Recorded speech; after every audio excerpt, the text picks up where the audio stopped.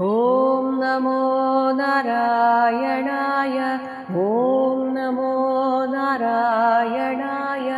ഓം നമോ നാരായണായ.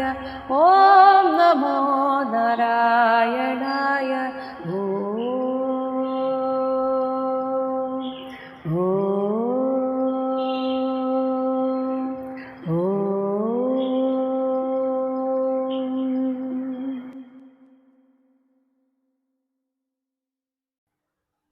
അടുത്തതായി നിവൃത്ത കർമ്മമാർഗം സ്വീകരിച്ചവരുടെ ഉപാസനാക്രമത്തെ വിവരിക്കുകയാണ്.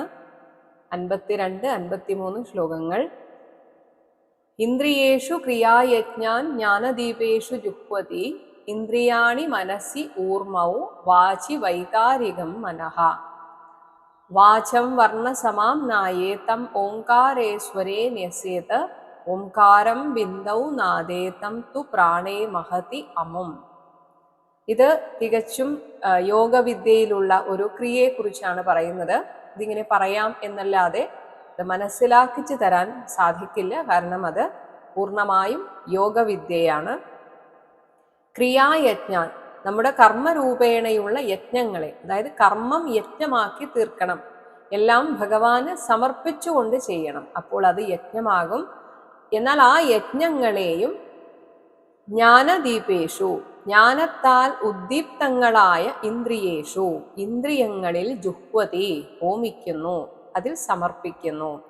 ഇന്ദ്രിയാണി ഊർമൗ മനസ്സി, ഇന്ദ്രിയങ്ങളെ, ഊർമി എന്നാൽ തിരമാലയാണ്. നമ്മുടെ ചിന്തകളൊക്കെ ഇങ്ങനെ തിരമാലകൾ പോലെ വന്നും പോയും കൊണ്ടിരിക്കുന്നതാണ്. അങ്ങനെയുള്ള സങ്കല്പ സ്വരൂപമായ മനസ്സിലാണ് പിന്നെ ഇന്ദ്രിയങ്ങളെ യജിക്കേണ്ടത്, അതായത് സമർപ്പിക്കേണ്ടത്.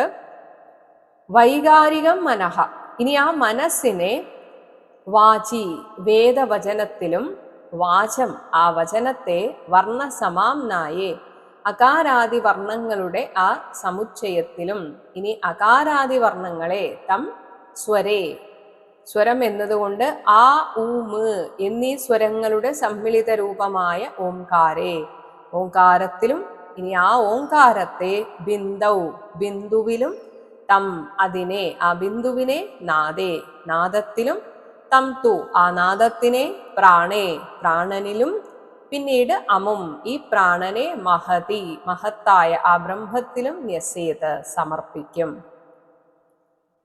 ഇനി പറയുന്നത് ഭാഗവതത്തിലും നാരായണീയത്തിലുമൊക്കെ നമ്മൾ പഠിച്ച ക്രമമുക്തിയെ കുറിച്ചാണ്. 54-ാമത്തെ ശ്ലോകം. അഗ്നിഹി സൂര്യോ ദിവാ പ്രാഹ്ന ശുക്ലോ രാഗോത്തരം സ്വരാട് വിശ്വഹ ച തൈജസ പ്രാജ്ഞസ്തുര്യ ആത്മാ സമന്വയാത്. അഗ്നിഹി സൂര്യഃ പകൽ, അഗ്നി സൂര്യൻ, ദിവ പകൽ, പ്രാഹ്ണഃ സായംകാലം, ശുക്ലഃ വെളുത്തപക്ഷം, രാഗ പൗർണമി, ഉത്തരം ഉത്തരായണം. ഇവയുടെയൊക്കെ ദേവതാ സ്വരൂപങ്ങൾ ഈ ജീവനെ സ്വീകരിച്ചിട്ട് സ്വരാട് ബ്രഹ്മലോകത്തേക്ക് കൊണ്ടുപോകും.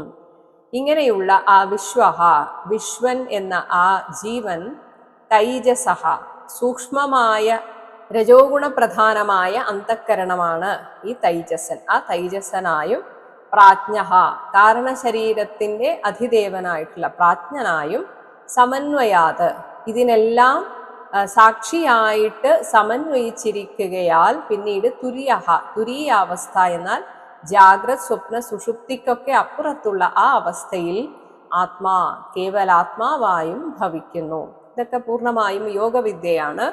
അതുകൊണ്ട് അതിൽ വലിയ വിവരണത്തിന്റെ ആവശ്യമില്ല എന്നാൽ അത് പറഞ്ഞ് മനസ്സിലാക്കിക്കേണ്ട കാര്യമല്ല, അതുകൊണ്ടാണ്. 55-ാമത്തെ ശ്ലോകം. ദേവയാനം ഇദം പ്രാഹുഹു ഭൂത്വാ ഭൂത്വാ അനുപൂർവശഃ ആത്മയാജി ഉപശാന്താത്മാ ഹി ആത്മസ്ഥോ ന നിവർത്തതേ. ഇതം ഇങ്ങനെ പോകുന്ന ഈ വഴിയെ ആണ് ദേവയാനം, ദേവയാനം എന്ന് പ്രാഹുഹു പറയുന്നത്.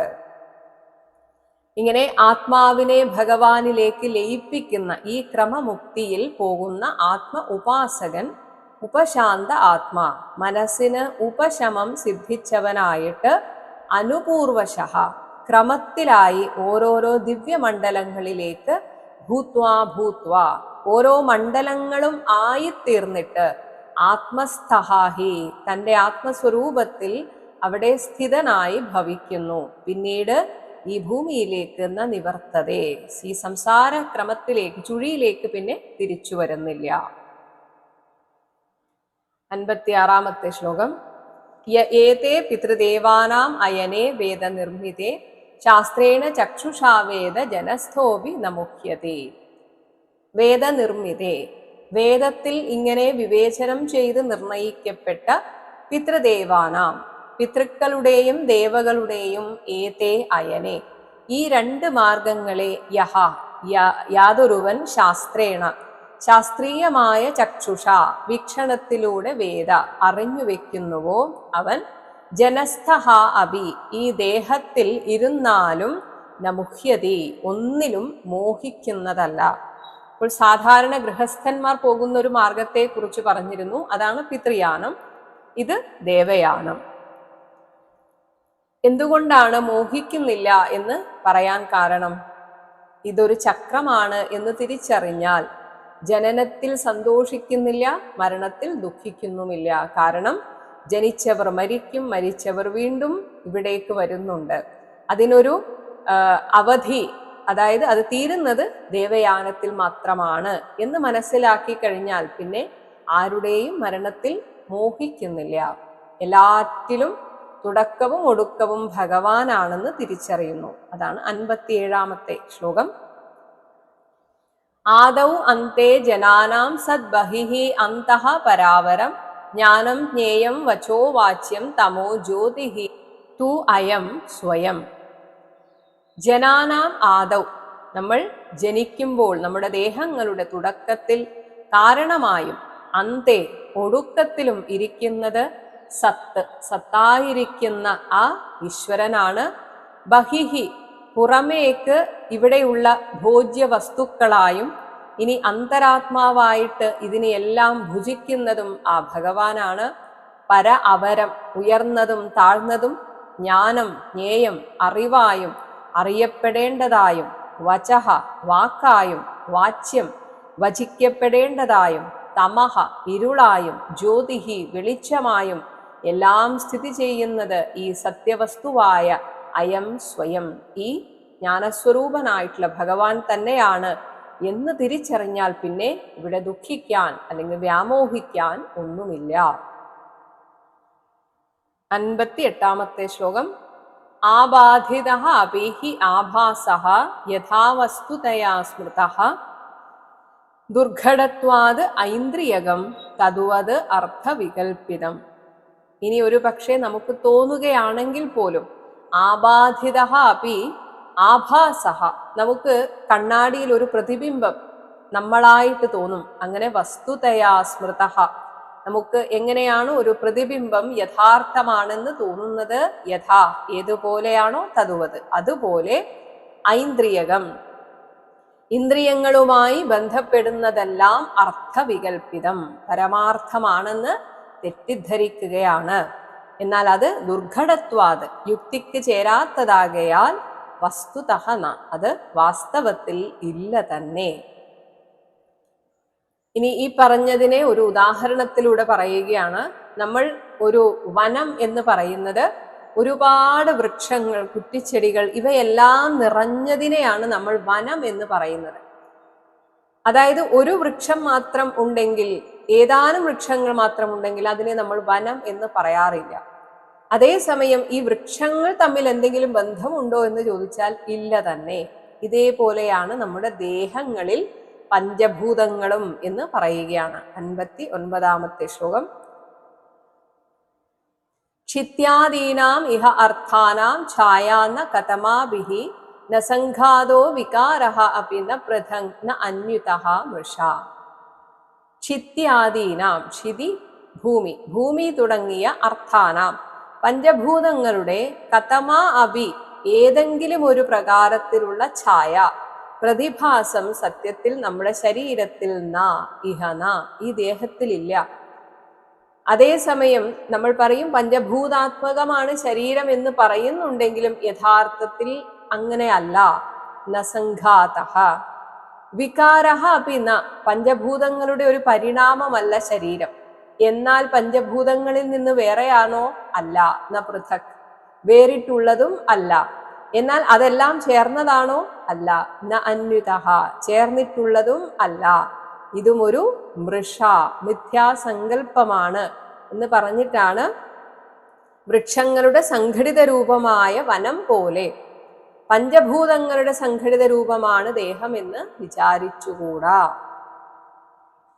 അപ്പോൾ ഈ പറയുന്നതെല്ലാം തികച്ചും വേദാന്തമാണ്. സത്യം പറഞ്ഞാൽ പറയുന്ന എനിക്ക് ഇത് എങ്ങനെ പറഞ്ഞു തരണം എന്ന് മനസ്സിലാകുന്നില്ല. അത്രയും സൂക്ഷ്മാർത്ഥത്തിലുള്ള വേദാന്തമാണ് ഈ പറയുന്നത്. 60-ാമത്തെ ശ്ലോകം. ധാതവഃ അവയവിത്വാദ് ച തന്മാത്ര അവയവൈഹി വിന ന സ്യുഹു ഹി അസതി അവയവിനി അസൻ അവയവഃ അന്തതഃ. ഈ പറയാൻ പോകുന്നത് ഒന്നും മനസ്സിലാക്കാൻ സാധിക്കാത്തൊരു കാര്യമാണ്. അതുകൊണ്ട് അതിനെക്കുറിച്ച് ആലോചിച്ച് വിഷമിക്കേണ്ട, അതങ്ങനെ അങ്ങ് പറഞ്ഞു പോകുന്നു എന്ന് മാത്രം. ധാതവഃ ച, പൃഥിവ്യാദി മഹാഭൂതങ്ങളും അവയവിത്വാത്, അവ കൊണ്ട് തന്നെയാണ് നമ്മുടെ ഈ ശരീരത്തിലെ അവയവങ്ങൾ ഉണ്ടാക്കിയത് എന്നത് ഒരു സത്യം തന്നെയാണ്. അപ്പോൾ അവയും അവയവികളാണ്. തന്മാത്ര അവയവൈഹി വിന, എന്നാൽ ഇവ ഭൂതസൂക്ഷ്മങ്ങളായ തന്മാത്ര അവയവങ്ങളോട് കൂടാതെ നസ്യുഹു, ഉണ്ടാവുകയില്ല. ഏകദേശം പറഞ്ഞാൽ ഇപ്പൊ ഭൂമി എന്നത് ഭൂമിയിലെ എന്തെങ്കിലും ഒരു വസ്തു എടുത്തിട്ടല്ല നമ്മളെ ഉണ്ടാക്കിയത്, അതിൻ്റെ സൂക്ഷ്മ തത്വമാണ്. അപ്പോൾ ആ സൂക്ഷ്മ തത്വത്തെ കൂടാതെ ഈ ശരീരം ഉണ്ടാവുകയില്ല. അതേസമയം അവയവിനി അസതി, അവയവിയായ വസ്തു ഇല്ല എന്ന് വന്നാൽ അന്തതഃ അവയവഃ, സിദ്ധാന്ത പക്ഷത്തിൽ ഈ അവയവം എന്ന ഈ പഞ്ചഭൂതങ്ങളും അസന്ധി, ഇല്ലാത്തത് തന്നെയാണ്. ഇത്രയാണ് ഇവിടെ പറയുന്നത്. ഇതിലപ്പുറം പറഞ്ഞു തരാൻ എനിക്കും അറിയില്ല. അപ്പോൾ ഇതെല്ലാം ഇല്ല ഇല്ല എന്ന് പറഞ്ഞാൽ പിന്നെ ഈ കാണുന്നത് എന്താണ് എന്നൊരു സംശയം വരികയാണെങ്കിൽ അതിന്റെ ഉത്തരമാണ് 61-ാമത്തെ ശ്ലോകം. സ്യാത് സാദൃശ്യ ഭൂമഃ താവത് വികൽപേ സതി വസ്തുനഃ ജാഗ്രത് സ്വാപൗ യഥാ സ്വപ്നേ തഥാ വിധി നിഷേധത. ഇത് എല്ലായ്പ്പോഴും പറയുന്ന ഉദാഹരണമാണ്. സ്വപ്നത്തിൽ എങ്ങനെയാണോ ഉണ്ട്, എല്ലാം ഉണ്ട് എന്ന് തോന്നുകയും സ്വപ്നത്തിൽ നിന്ന് എഴുന്നേൽക്കുമ്പോൾ, ഉറക്കത്തിൽ നിന്ന് എഴുന്നേൽക്കുമ്പോൾ നമുക്കത് വാസ്തവമല്ലായിരുന്നു എന്ന് മനസ്സിലാകുന്നതും അതുപോലെ തന്നെ. അപ്പോൾ ഇനി അടുത്തത് 62-ാമത്തെ ശ്ലോകം. ഭാവ അദ്വൈതം ക്രിയാദ്വൈതം ദ്രവ്യ അദ്വൈതം തഥാ ആത്മനഃ വർത്തയൻ സ്വാനുഭൂത്യ ഇഹ ത്രീൻ സ്വപ്നാൻ ധുനുതേ മുനിഹി. ഇനി അദ്വൈതം തന്നെ 3 തരത്തിലുണ്ട് എന്ന് പറയുന്നു. ഭാവാദ്വൈതം, ക്രിയാദ്വൈതം, ദ്രവ്യാദ്വൈതം. ഇവയൊക്കെ എന്താണ് എന്ന് നമുക്ക് ഇനി കാണാവുന്നതാണ്. 63-ാമത്തെ ശ്ലോകത്തിൽ എന്താണ് ഭാവ അദ്വൈതം എന്നാണ് പറയുന്നത്. കാര്യകാരണ വസ്തു ഐക്യമർശനം പടതന്തുവത് അവസ്തുത്വാദ വികൽപ്പസ്യ ഭാവ അദ്വൈതം തദുച്യത്തെ. വികൽപ്പസ്യ, ഭേദഭാവനയ്ക്ക് അവസ്തുത്വാത്, വാസ്തവികത്വം ഇല്ലാത്തതിനാൽ, പടതന്തുവത്, വസ്ത്രവും നൂലും എന്നതുപോലെ, കാര്യകാരണ വസ്തു ഐക്യമർശനം യത്, കാര്യവും കാരണവും ഏകവസ്തുവാണെന്ന ബോധോദയം യാതൊന്നാണോ തത്, അതാണ് ഭാവ അദ്വൈതം എന്ന് പറയുന്നത്. അതായത് നമ്മളൊരു വസ്ത്രം എന്ന് പറഞ്ഞാൽ എന്താണ്? കുറേ നൂലുകൾ ഒരു പ്രത്യേക രീതിയിൽ കൂട്ടിച്ചേർത്തതാണ് വസ്ത്രം. അങ്ങനെ നോക്കുമ്പോൾ വസ്ത്രം വേറെയല്ല, നൂല് വേറെയല്ല. ഈ ഭാവം വളർത്തിക്കൊണ്ട് ഈ ലോകത്തെ ആ രീതിയിൽ കാണുക. അതായത് ഇവിടെ ഭഗവാൻ അല്ലാതെ മറ്റൊന്നുമില്ല. മരമായും പുഴുവായും പൂക്കളായും മനുഷ്യനായും എല്ലാം കാണുന്നത് ഈശ്വരനെയാണ്. പക്ഷെ അത് ഈശ്വരനാണോ എന്ന് ചോദിച്ചാൽ, വൃക്ഷം ഈശ്വരനാണോ എന്ന് ചോദിച്ചാൽ അല്ല എന്നും പറയേണ്ടി വരും. ഇതേപോലെ എന്നാൽ അതിലെല്ലാം ഈശ്വരൻ തന്നെയാണ്. ഇങ്ങനെ ഒരു ഭാവത്തെ വളർത്തിയെടുക്കുന്നതാണ് അങ്ങനെ ഒരു അദ്വൈത ഭാവന. അതിനെയാണ് ഭാവാദ്വൈതം എന്ന് പറയുന്നത്. ഇനി എന്താണ് ക്രിയാദ്വൈതം? 64. യത് ബ്രഹ്മണി പരേ സാക്ഷാത് സർവകർമ്മ സമർപ്പണം മനോ വാക് തനുഭിഹി പാർത്ഥ ക്രിയാദ്വൈതം തത് ഉച്യത്തെ. ഹേ പാർത്ഥ, പരേ ബ്രഹ്മണി, നിർഗുണമായ ബ്രഹ്മത്തിൽ സാക്ഷാത്തായിട്ട് സ്വയമേവ മനസ്സ് വാക്ക് കർമ്മം, മനസ്സ് വാക്ക് ശരീരം എന്നിവയാൽ സർവകർമ്മ സമർപ്പണം, സമസ്ത കർമ്മങ്ങളുടെയും സമർപ്പണം, സമ്യക്കായിട്ടുള്ള അർപ്പണം. അതായത് വെറുതെ നമ്മൾ വായ കൊണ്ട് സർവം കൃഷ്ണാർപ്പണം എന്ന് പറഞ്ഞതുകൊണ്ട് അത് അർപ്പണമാകുന്നില്ല. അത് ഹൃദയശുദ്ധിയോടുകൂടെ തൻ്റെ ഉള്ളിൽ തീരെ ഒരു അഹംഭാവമില്ലാതെ, ഞാൻ ചെയ്തു എന്ന ഭാവം 1% പോലും ഇല്ലാതെ ഭഗവാന് സമർപ്പിക്കാൻ സാധിച്ചാൽ അത് പിന്നെ പറയേണ്ട ആവശ്യമൊന്നുമില്ല. ഒന്നും നമ്മൾ പറയേണ്ട ആവശ്യമില്ല, പ്രവൃത്തിയിൽ ചെയ്താൽ മതി. അതാണ് ഭഗവാൻ നോക്കുന്നത്. ഒപ്പം അങ്ങനെ ചെയ്യുമ്പോഴുള്ള നമ്മുടെ ഭാവം, യത് തത് ക്രിയാദ്വൈതം ഉച്യത്തെ. ഇങ്ങനെയുള്ള സർവസമർപ്പണത്തെയാണ് ക്രിയാദ്വൈതം എന്ന് പറയുന്നത്. ഇനി തനിക്ക് എന്ന് കരുതിപ്പോരുന്ന എല്ലാറ്റിനെയും ഭഗവാന് സമർപ്പിക്കുക, അങ്ങനെ അതിനെയാണ് ദ്രവ്യാദ്വൈതം എന്ന് പറയുന്നത്. 65 ആത്മജായാസുതാദീനാം അന്യേഷാം സർവദേഹിനാം യത് സ്വാർത്ഥകാമയോഹോ ഐക്യം ദ്രവ്യാദ്വൈതം തദുച്യത്തെ.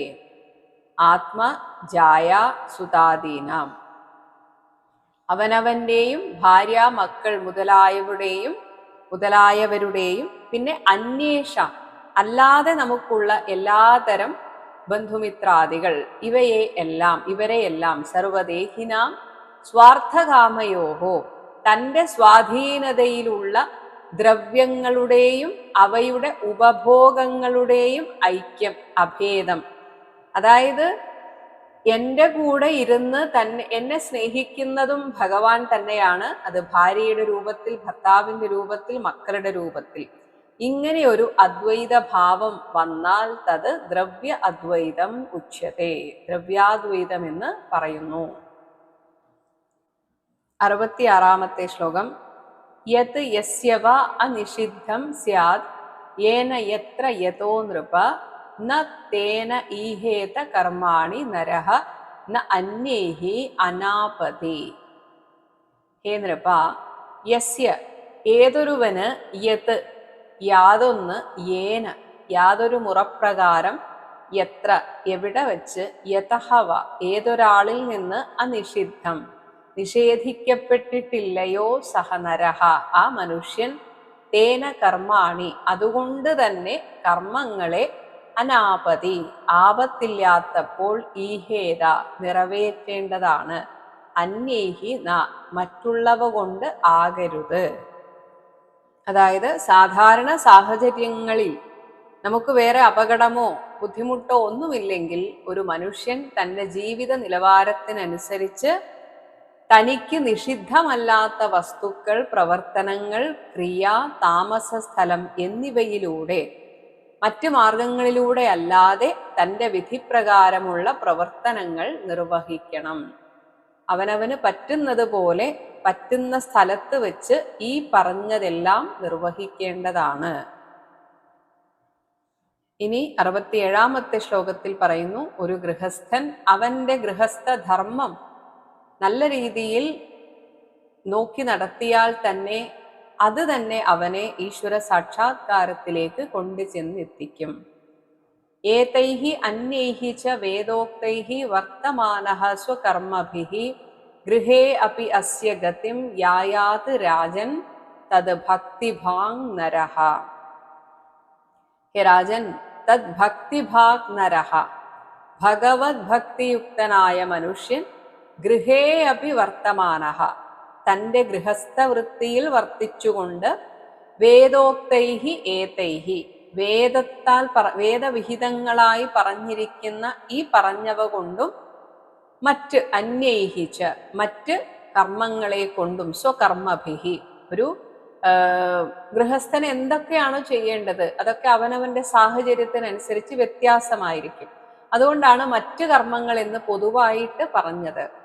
ഇതെല്ലാം ഈ കർമ്മങ്ങളെ കൊണ്ടെല്ലാം അസ്യ ഗതിം യായാത് ഭഗവാന്റെ ഗതിയെ ആ സന്നിധിയെ പ്രാപിക്കുന്നതാണ്. ഇനി ഇതിലും അപ്പുറം ഭഗവാനിൽ പൂർണ്ണമായും സമർപ്പിച്ചവന് പിന്നെ ഒന്നും നോക്കേണ്ടതില്ല എന്ന് പാണ്ഡവരുടെ ആ ഒരു ജീവിതത്തെ തന്നെ ഉദാഹരിച്ചുകൊണ്ട് നാരദ മഹർഷി പറയുകയാണ്. 68-ാമത്തെ ശ്ലോകം. യഥാഹി യൂയം നരദേവ ദുസ്ത്യജാത് ആപദ്ഗണാത് ഉത്തരത ആത്മനഃ പ്രഭോ യത് പാദപങ്കേരുഹ സേവയാ ഭവാൻ അഹാരശീത് നിർജിത ദിഗ്ഗജ ക്രതൂൻ.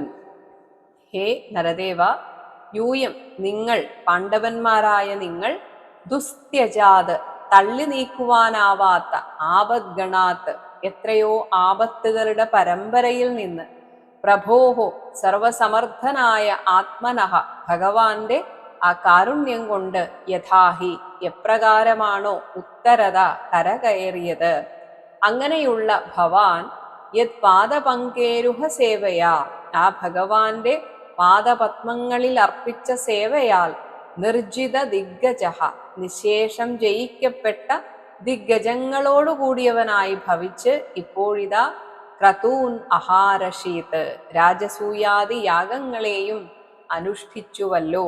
ഇനി എന്തു വേണം എന്നാണ് ഇവിടെ യുധിഷ്ഠിരനോട് ചോദിക്കുന്നത്.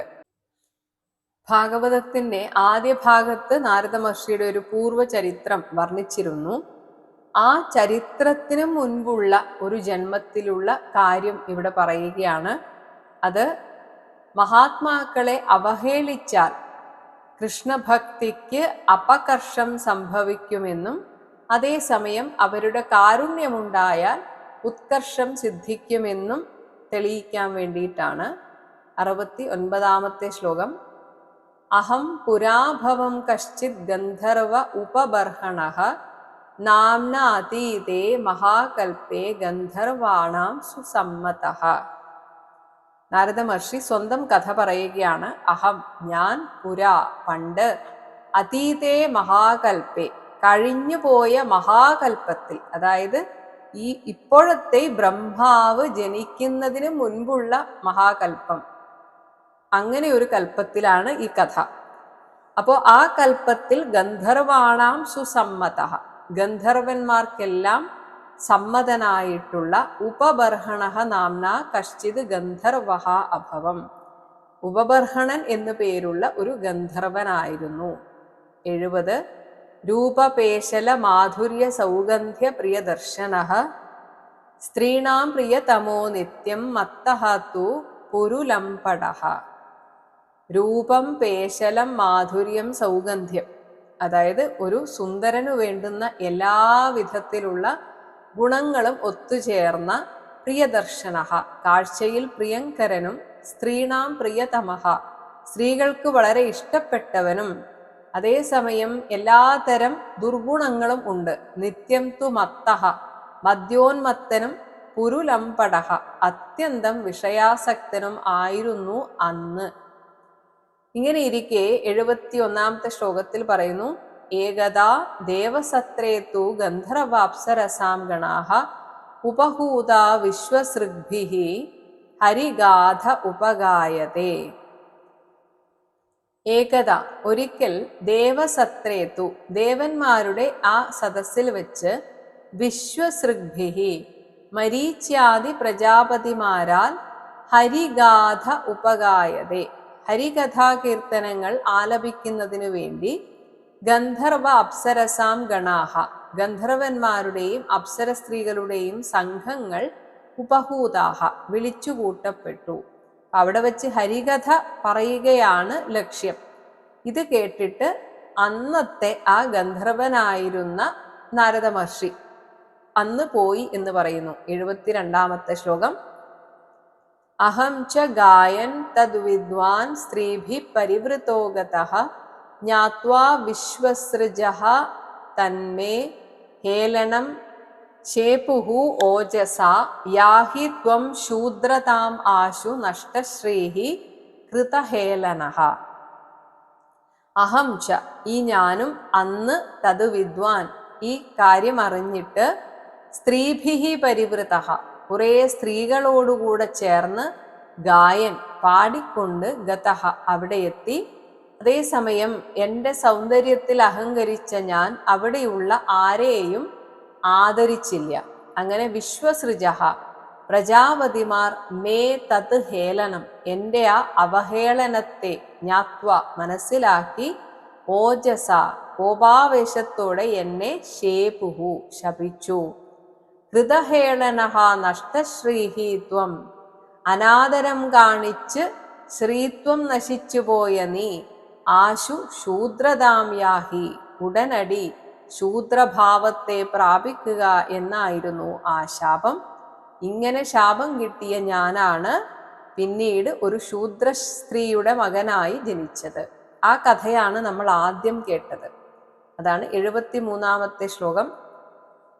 താവത് ദാസ്യാം അഹം ജജ്ഞേ തത്രാപി ബ്രഹ്മവാദിനാം ശുശ്രൂഷയാ അനുഷംഗേണ പ്രാപ്തഃ അസ്മി ബ്രഹ്മപുത്രതാം. എന്നാൽ ആ ജന്മത്തിൽ ശൂദ്രസ്ത്രീയുടെ മകനായി ജനിച്ചിട്ടും എന്തോ ഒരു പൂർവജന്മവാസനയാൽ ഋഷിമാരുടെ കൂടെ കുറച്ചു നാൾ കഴിയാൻ ഒരു ഭാഗ്യം ലഭിച്ചു. താവത്ത് അഹം ദാസ്യാം ജജ്ഞേ അപ്പോഴേക്കും തന്നെ ഞാൻ ശൂദ്രദാസിയിൽ ജനിച്ചിരുന്നു. തത്രാപി എന്നാൽ ആ ജന്മത്തിൽ ചാതുർമാസ്യം അനുഷ്ഠിക്കാൻ വന്ന ബ്രഹ്മവാദിനാം ശുശ്രൂഷയ ബ്രഹ്മജ്ഞന്മാരുടെ പരിചരണം കൊണ്ടും അനുഷംഗേണ അവരോടുള്ള കുറച്ചു നാളത്തെ സഹവാസം കൊണ്ടും വീണ്ടും ഞാൻ ഭഗവാനെ സാക്ഷാത്കരിച്ച് അടുത്ത ജന്മത്തിൽ ബ്രഹ്മപുത്രതാം പ്രാപ്തഃ ബ്രഹ്മപുത്രത്വത്തെ ഞാൻ പ്രാപിച്ചു. അപ്പോൾ ഒരിക്കൽ ഈ ഋഷിതുല്യരായ അല്ലെങ്കിൽ മഹാത്മാക്കളെ അവഹേളിച്ചപ്പോൾ ഞാൻ ഏറ്റവും താഴ്ന്ന ജന്മത്തിലേക്ക് തരം താഴ്ത്തപ്പെട്ടു. അത് കഴിഞ്ഞ് ആ ഒരു ജന്മത്തിൽ കുറച്ച് നാളത്തേക്കെങ്കിലും ഋഷിമാരുടെ ഒരു സംസർഗം ഉണ്ടായപ്പോൾ വീണ്ടും ഉയർന്ന ഒരു ലോകത്തെത്തി ഉയർന്ന ഒരു ജന്മവും ലഭിച്ചു. അപ്പോൾ നമ്മൾ ഓരോ സാഹചര്യത്തിൽ വന്ന് ജനിക്കുന്നത് പോലും നമ്മുടെ കർമ്മഫലമാണ്. 74-ാമത്തെ ശ്ലോകം. ഇനി ഈ പറഞ്ഞത് നാരദ മഹർഷി എല്ലാം കൂടെ ഒന്ന് സംഗ്രഹിച്ച് പറയുകയാണ്. ധർമ്മഃ തേ ഗൃഹമേധീയോ വർണ്ണിതഃ പാപനാശനഃ ഗൃഹസ്ഥോ യേന പദവീം അഞ്ജസാ ന്യാസിനാം യാത്. ഗൃഹമേധീയഃ ഗൃഹസ്ഥാശ്രമികളെ സംബന്ധിച്ചതും പാപനാശനഃ പാപക്ഷയം വരുത്തുന്നതുമായ ധർമ്മഃ കർമ്മപദ്ധതി തേ വർണ്ണിതഃ അങ്ങേക്കു വേണ്ടി ഞാനിതാ വിസ്തരിച്ചിരിക്കുന്നു. ഈ പറഞ്ഞതൊക്കെ യേന ഇതൊന്ന് കൃത്യമായി പാലിച്ചാൽ തന്നെ ഗൃഹസ്ഥഃ ന്യാസിനാം എല്ലാം ത്യജിച്ച പരമഹംസന്മാരുടെ പദവിയും ഇയാത് പരമഹംസന്മാരുടെ പദവിയെ പോലും പ്രാപിക്കുമെന്ന് അർത്ഥം. ഇനി അടുത്ത 3 ശ്ലോകങ്ങൾ യഥാർത്ഥത്തിൽ 10-ാം അധ്യായത്തിൽ 48, 49, 50 എന്നീ ശ്ലോകങ്ങളിൽ പറഞ്ഞ അതേ അർത്ഥം തന്നെയാണ്. അതായത് ഭഗവാൻ നിങ്ങൾക്ക് ബന്ധുവായും സുഹൃത്തായും വന്നിട്ട് എല്ലാ അർത്ഥത്തിലും നിങ്ങളുടെ കൂടെ തന്നെയാണല്ലോ ഇരിക്കുന്നത്. നിങ്ങൾ അത്രയും ഭാഗ്യവാന്മാരാണ്. കാരണം പരബ്രഹ്മമൂർത്തി എപ്പോഴും നിങ്ങളെ കാണാൻ നിങ്ങളുടെ ഗൃഹത്തിൽ വരുന്നുണ്ടല്ലോ. അതുകൊണ്ട് അതേ ശ്ലോക അർത്ഥം തന്നെയാണ്. സമസ്ത ലോകങ്ങളെയും പവിത്രീകരിക്കുവാൻ കഴിവുള്ള മാമുനി ശ്രേഷ്ഠന്മാർ സത്യത്തിൽ അതുകൊണ്ടാണ് നിങ്ങളുടെ ഗൃഹത്തിൽ വരുന്നത്. അതായത് ഭഗവാൻ വരുന്നത് കൊണ്ടാണ്. അപ്പോ ആ ഭഗവാനെ നിങ്ങൾ മനസ്സിലാക്കാതെ പോകരുത് എന്ന് ഒന്നുകൂടെ ഓർമ്മിപ്പിക്കുന്നതാണ് 77 വരെയുള്ള ശ്ലോകത്തിൽ. ഇനി പറയുന്നു ശ്രീശുക ഉവാച 78-ാമത്തെ ശ്ലോകം. ഇതി ദേവർഷിണാ പ്രോക്തം നിശമ്യ ഭരതർഷഭ പൂജയാമാസ സുപ്രീത കൃഷ്ണം ച പ്രേമ വിഹ്വലഃ. ഇങ്ങനെ ഭഗവാന്റെ മഹത്വം ഒന്നുകൂടെ ദേവർഷിയായ നാരദനാൽ പറഞ്ഞത് കേട്ടിട്ട് പ്രോക്തം നിശമ്യ പ്രേമ വിഹ്വലഃ സുപ്രീതഃ ഭഗവാനോടുള്ള പ്രേമത്താൽ വിവശനായി അതിപ്രീതിമാനുമായി ഭവിച്ച് മഹർഷിയെയും ഭഗവാൻ കൃഷ്ണനെയും യുധിഷ്ഠിരൻ പൂജിച്ചു. 79-ാമത്തെ ശ്ലോകം.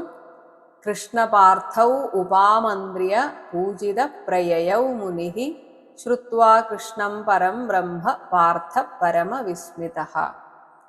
ഇങ്ങനെ പൂജിതഃ മുനിഃ, സത്കൃതനായി ഭവിച്ച നാരദമുനി, കൃഷ്ണപാർത്ഥൗ ഭഗവാനോടും ധർമ്മപുത്രരോടും ഉപാമന്ത്രിയ വിടവാങ്ങിയ ശേഷം പ്രയയൗ തിരിച്ച് ദേവലോകത്തേക്ക് യാത്രയായി. അതേസമയം പാർത്ഥഃ ധർമ്മപുത്രരാകട്ടെ കൃഷ്ണം പരബ്രഹ്മ ശ്രുത്വ ഭഗവാൻ ശ്രീകൃഷ്ണനെ പരബ്രഹ്മമൂർത്തിയാണ് എന്ന് കേട്ട് ധരിച്ച് പരമവിസ്മിതഃ അതിവിസ്മിതനും ആയി. അപ്പോൾ ഇത് പറഞ്ഞു തുടങ്ങിയത് ദക്ഷപുത്രിമാരുടെ വംശപരമ്പരയാണ്. അങ്ങനെ ഇതാ പറഞ്ഞിരിക്കുന്നു എന്ന് പറഞ്ഞു ഉപസംഹരിക്കുകയാണ് 80-ാമത്തെ ശ്ലോകം. ഇതി ദാക്ഷായണീനാം തേ പൃഥക് വംശാഃ പ്രകീർത്തിതാഃ ദേവാസുരമനുഷ്യാദ്യാ ലോകാ യത്ര ചരാചരാഃ. ഇതി ഇപ്രകാരം ദാക്ഷായണീനാം വംശാഃ ദക്ഷപുത്രിമാരുടെ വംശങ്ങൾ പൃഥക് തേ പ്രകീർത്തിതാഃ അങ്ങേക്കു വേണ്ടി ഞാൻ വിവരിച്ചു തന്നിരിക്കുന്നു എന്ന് പരീക്ഷിത്തിനോട് ശുഗബ്രഹ്മർഷിയാണ് പറയുന്നത്. യത്ര ഈ ഒരു പരമ്പരയിലാണ് ദേവ അസുര മനുഷ്യാദ്യാഹ ചരാചരാഹ ലോകാഹ ദേവന്മാർ അസുരന്മാർ മനുഷ്യന്മാർ മുതലായി എല്ലാതരം ജംഗമ സ്ഥാവര ജംഗമങ്ങളുമായ ജീവലോകങ്ങൾ ഉണ്ടായത് എന്ന് പറഞ്ഞുകൊണ്ട് ഈ പ്രഹ്ലാദ ചരിതത്തിലെ സദാചാര നിർണയം എന്ന് പറയുന്ന ഈ 15-ാമത്തെ അധ്യായവും അവസാനിക്കുന്നു. ഒപ്പം 7-ാമത്തെ സ്കന്ധം ഇവിടെ അവസാനിക്കുകയാണ്. സർവത്ര ഗോവിന്ദ നാമ സങ്കീർത്തനം ഗോവിന്ദ ഗോവിന്ദ. ഹരേ രാമ ഹരേ രാമ ഹരേ രാമ രാമ ഹരേ കൃഷ്ണ ഹരേ കൃഷ്ണ കൃഷ്ണ ഹരേ രാമ ഹരേ രാമ രാമ ഹരേ കൃഷ്ണ കൃഷ്ണ ഹരേ രാമ ഹരേ കൃഷ്ണ ഹരേ രാമ ഹരേ കൃഷ്ണ കൃഷ്ണ.